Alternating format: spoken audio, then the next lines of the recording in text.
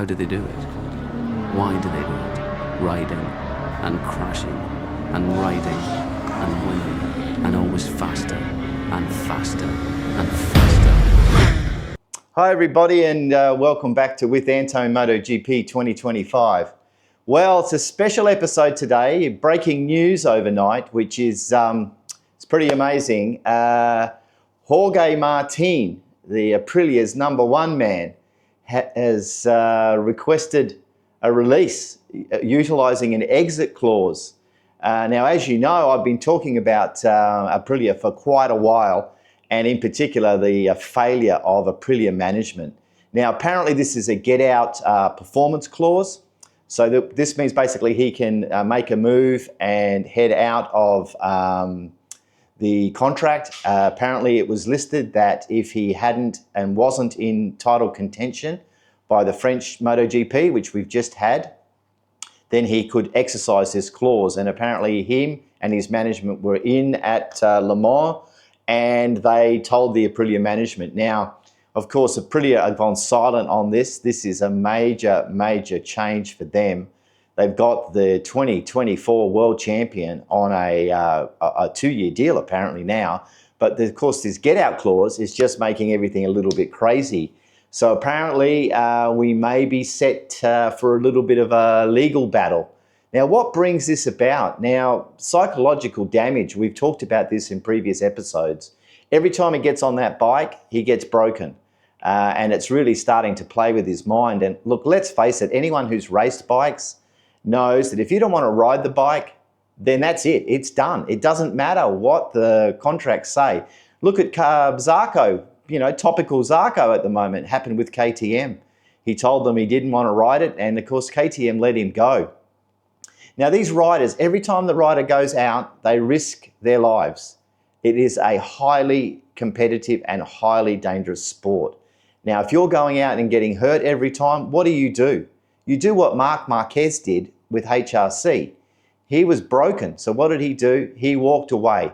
Now, of course, Aprilia may of course say, okay, no problems, Jorge, let's go. But it looks like it might be a legal battle. Now, a legal battle is just not going to work. Once someone says they don't want to ride the bike, they don't want to ride the bike. You can't make them ride the bike. It's impossible to make them ride a bike. If you don't want to get on the bike, they're not going to make you. Jorge Martin can do everything. He's badly injured.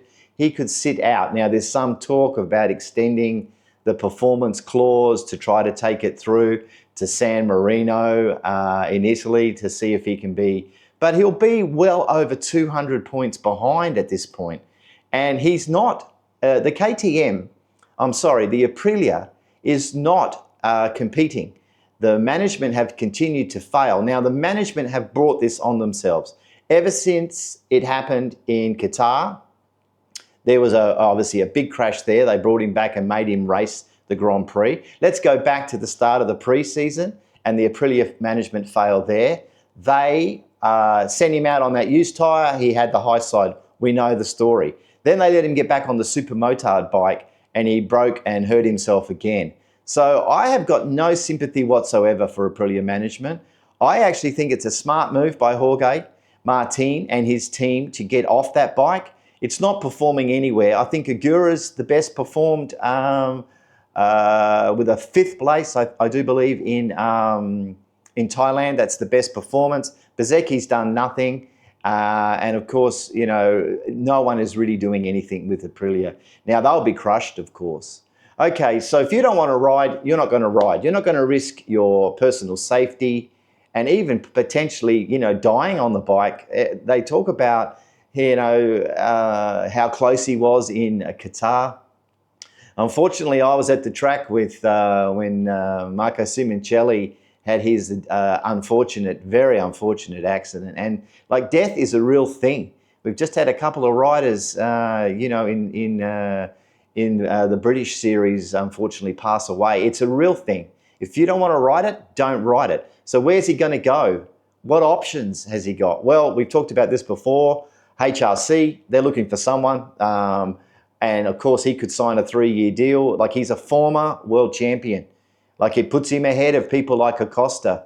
30 million euros for Acosta. How much are you going to pay for a former world champion?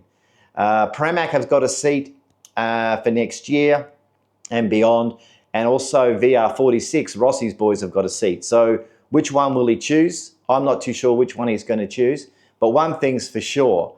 If he wants out, he's going to get out, legal battle or not. Anyway, quick one today. Drop your thoughts below in the comments and let me know what you think.